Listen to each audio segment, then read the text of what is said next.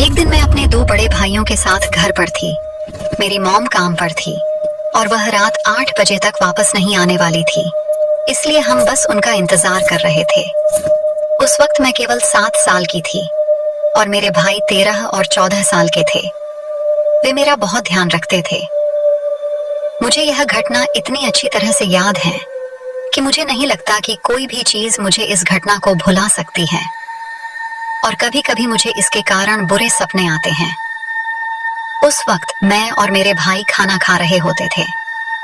अचानक दरवाजे की घंटी बजी। भूलना मत कि हमारे दादा दादी और मॉम ने हमसे कहा था कि जब तक वे हमें यह न बता दें कि कोई हमारे घर आ रहा है, तब तक दरवाजा मत खोलना।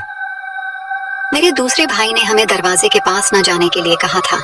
हालांकि सबसे बड़े भाई ने तुम डरपोक हो कहकर दरवाजे के पास गया। दरवाजा खोलने पहले उसने खिड़की से बाहर देखा और तुरंत नीचे झुक गया। ऐसा लग रहा था जैसे उसने अभी अभी कोई भूत देख लिया हो। दूसरे भाई ने भी बाहर देखा और जल्दी से पर्दा खींच दिया। क्या हो रहा है?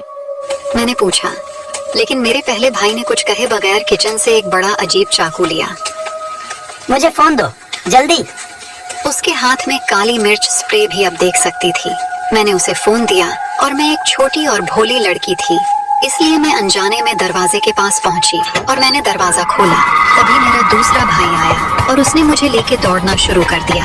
दौड़ते समय उसी वक्त मैंने देखा कि एक गोली ठीक मेरे छोटे से चेहरे के पास से निकल गई। सौभाग्य से वह मुझे नहीं लगी। हम तीनों बेडरूम की ओर भागे। उस पर 2 ताले थे और जैसे ही हमने दरवाजा बंद किया, उस सनकी ने दरवाजा पीटना शुरू कर दिया।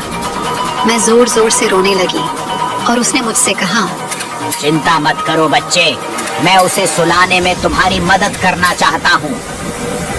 मेरा भाई चिल्लाया, हमारे घर से बाहर निकल जाओ। फिर उसने मुझसे अपना फोन ले लिया और पुलिस को फोन कर दिया और हमारी एक पड़ोसी से भी कुछ मदद मिली।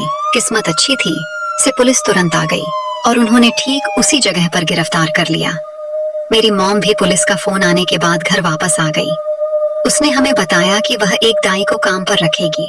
पता चला कि जो वह आदमी था वह एक गंभीर किडनैपर और हत्यारा था और उसने 10 से भी ज्यादा बच्चों की भी हत्या कर दी थी। आखिरकार उसे कई सालों के बाद मौत की सजा सुनाई गई। मैं अब 20 साल की हो गई हूँ और मैं अपनी मॉम और 2 भाइयों के साथ समाचार देख रही थी। वहाँ एक हत्या का मामला था।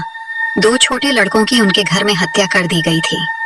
मुझे पता है कि यह मेरे मामले का वही अपराधी नहीं है, लेकिन यह जानकर मेरा दिल दुखता है कि उस तरह के लोग वास्तव में दुनिया में मौजूद हैं। मुझे आशा है कि वे ऐसा भयानक काम करना बंद कर देंगे।